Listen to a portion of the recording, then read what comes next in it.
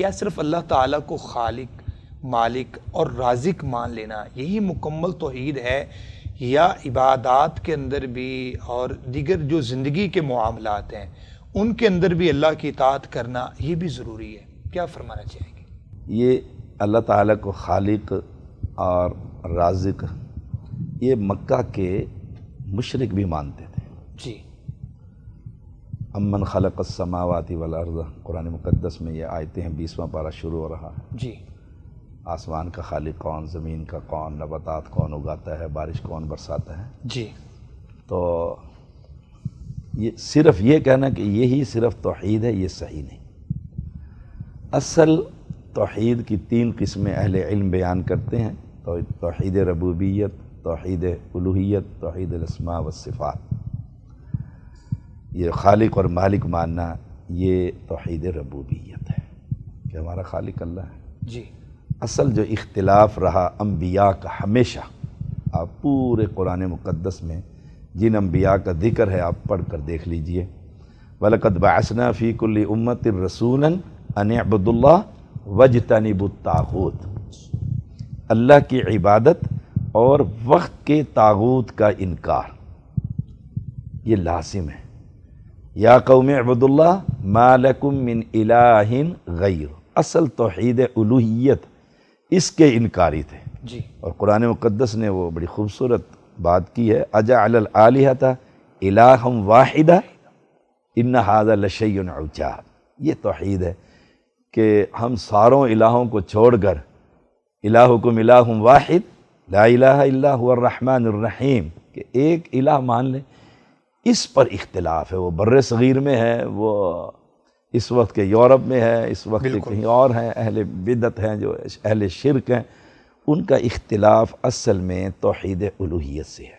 پھر توحید الاسماء والصفات، اللہ کے خوبصورت نام ہیں، قل ادعوا اللہ او ادعوا الرحمن ایما تدعو فلہ الاسماء الحسنی، یہ اللہ کے نام ہے، ان ناموں کے ذریعے اللہ کو پکاریے۔ اور اللہ کی صفات ہیں، ان کو بغیر تعویل، تعطیل، تمثیل کے، ہم نے جیسے الرحمن علی العرش استویٰ، آسمان پر رب مستوی ہے، اس کی کیفیت ہمیں معلوم نہیں۔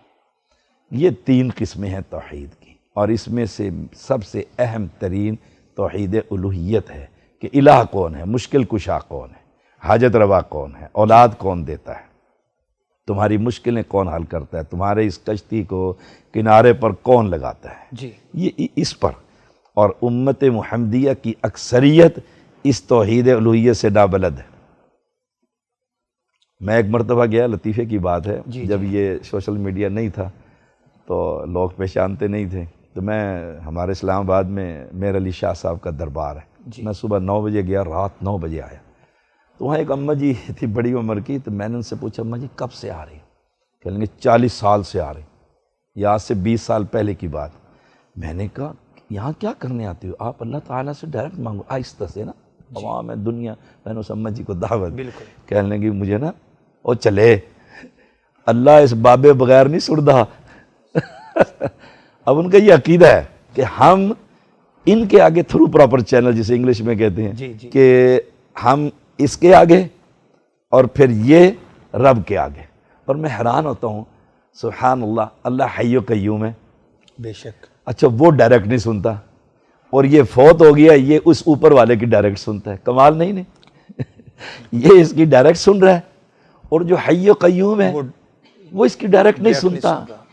اس کی عقل پر یعنی کیا کریں، اس کی عقل پر کتنی بے عقلی کی بات ہے کہ وہ زندہ ہے، حی و قیوم ہے۔ ہر مسجد میں آیت الکرسی کی تلاوت ہو رہی ہے فرض نماز کے بعد، الحی القیوم وتوکل علی الحی الذی لا یموت، اس زندے کی طرف رجوع کرو۔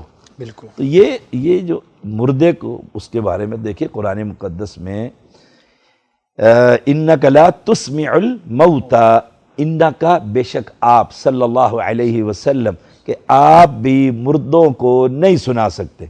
آپ صلی اللہ علیہ وسلم کی شان اور عظمت، امام الانبیاء ہیں، سید البشر ہے، جب وہ نہیں سنا سکتے تو کھڑے ہو کر مرید اس کی قبر پر سنا سکتا ہے؟ اس کو قرآن اعلان کر رہا ہے، اس کو سنائیے۔